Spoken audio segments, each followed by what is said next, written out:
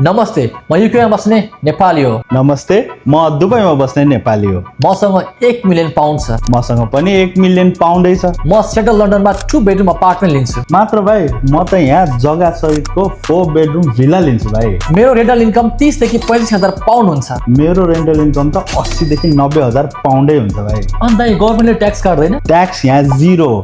जब घर किन्दाखेरि मात्र 4% डिएलडिपी तिर्नुपर्छ, बाँकी सबै 0% ट्याक्स। राम दाइ, उता मैले 40% ट्याक्स पे गर्नुपर्छ यार।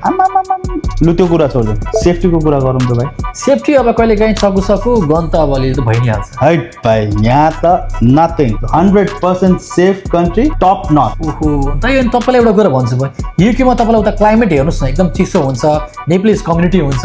दुबईमा भाइ कम्युनिटीको कुरै नगरौँ। पहिला बरदुबईको मिना बजार भन्थ्यो, अहिले त हामी नेपाली बजार भन्छौँ त्यसलाई। मल्टिनेसनल कल्चरलहरू छ यहाँ। तिम्रो ज्याबेललीमा त झन् मन्दिरै इस्टाब्लिस गरेको छ। दाइ अब यस्तो कुरा सुनेपछि मलाई पनि मुभ हुन मन लाग्यो यार। भाइ मुभ हुन धेरै सजिलो छ। तिम्रो त्यो पैसाले त यहाँ गोल्डन भिजा पनि आरामले आउँछ, 10 वर्ष ढुक्कै बस्न सक्छ। हो र दाइ? हो नि भाइ। ओहो, ल दाइ म भोलि नै उता सेल गरेर म आउँछु दाइ, मुभ हुन्छ।